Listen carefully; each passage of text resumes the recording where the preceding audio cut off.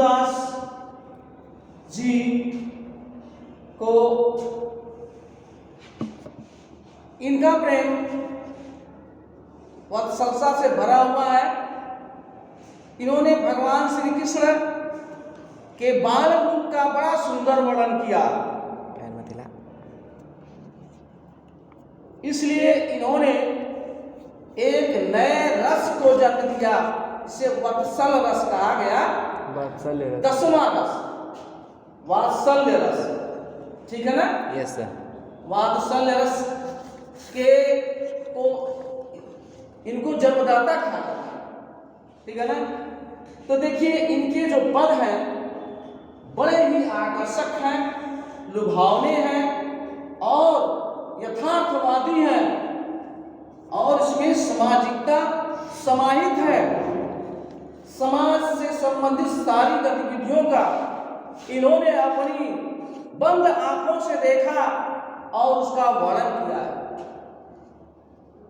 कहा जाता है कि सूरदास जी जन्मांध थे, जन्म से अंधे थे। तो बताइए अगर दैवी कृपा नहीं रहती तो भला वह दृश्य कैसे जानते कि किलकत कान भुतुर्वन आवत मयामरी चंद खिलौना लई, मयामरी कब ही बढ़ेगी चोटी, मयामरी मैं नहीं माखन जो खायो। Yes sir. यह जो एक भरा पूरा व्यक्ति भी अपनी आंखों से जिस दृश्य को देखने के बाद वर्णन नहीं कर सकता, वह वर्णन महाकवि सूरदास जी ने अपनी अंधी आंखों से वर्णन किया है। यह इनकी महानता है, इसलिए पूरे संसार में इनको जाना जाता है। और पूरे जीवन में इन्होंने मात्र सिर्फ 3 रचनाएं की हैं, सूरसागर, सूरसारावली और साहित्य लहरी। 3 रचनाओं के बदौलत पूरे विश्व में क्या करते हैं, छा गए हैं। पूरे विश्व में छा गए हैं और आज हम इसी की वजह से उनको याद करते हैं। अब देखिए इन्होंने एक पद की रचना की है, इसमें उन्होंने कहा है कि अविगत गति कछु कहत न आवे, जो गूंगे मीठे फल को रस अंतर्गत ही भावे, परम स्वाद सब ही सुनिरंतर अमित तोष उपजावे, मन वाणी को अगम अगोचर सो जाने जो पावे, रूप रेख गुण जाति जुगुत बिन निरालंब की धावे, सब विधि अगम विचार तात सूर सगुण पद गावे। इसमें देखिए कि उन्होंने कहा है अविगत गति कछु कहत न आवे। अविगत माने जिस चीज के बारे में हमें कोई जानकारी नहीं है, इस चीज के बारे में, जिस काल के बारे में, जिस समय के बारे में हमें कोई जानकारी नहीं है, वह अविगत है कि गति को माने स्थिति को, गति माने स्थिति को, कछु कहत न आवे, उसके बारे में कुछ कहा नहीं जा सकता, उसके बारे में कुछ कहा नहीं जा सकता। जो गूंगे मीठे फल को रस अंतर्गत ही भावे, जिस प्रकार से हम किसी गूंगे व्यक्ति को एक मीठा सा फल दे देते हैं और जब उसको वो चखने लगता है तो अगर हम उससे पूछें कि इसका स्वाद कैसा है, तो बताइए वह गूंगा व्यक्ति कैसे प्रकट करेगा, कैसे प्रकट करेगा?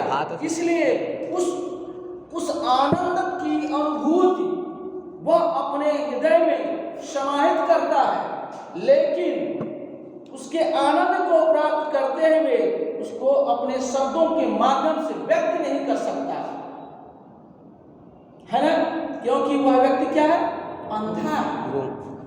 अरे गूंगा है, क्या है, गूंगा है, वह बोल नहीं सकता, इसी प्रकार से ईश्वर की गति होती है। ईश्वर को प्राप्त करने के बाद व्यक्ति या ईश्वर रूपी दिए गए दिव्य ज्ञान को प्राप्त करने के बाद व्यक्ति क्या करता है? उसकी अनुभूति, उसका आनंद वो प्राप्त तो जरूर करता है, लेकिन उसके पास उतने सुटेबल शब्द नहीं होते हैं जिनके माध्यम से उस आनंद को वह व्यक्त करे। इसलिए ईश्वर द्वारा जो कुछ भी हमें प्राप्त होता है वह अतुलनीय होता है।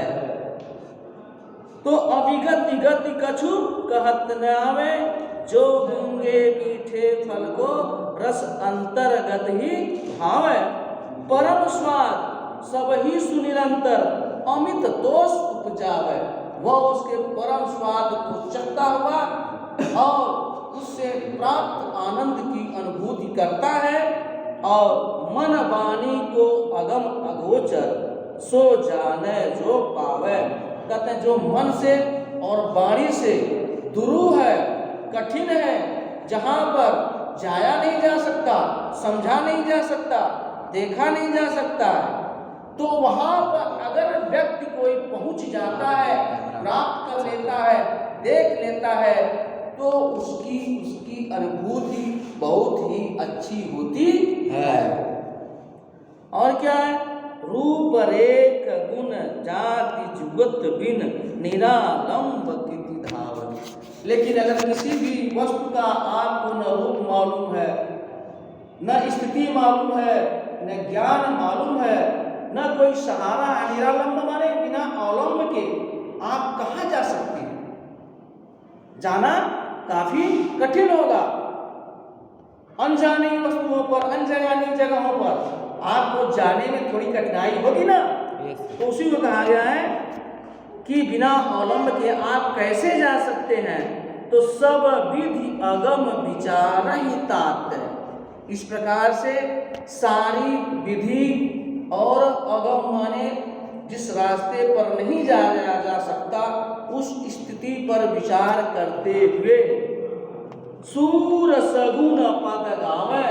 सूरदास जी ने सगुण पद का गान किया है।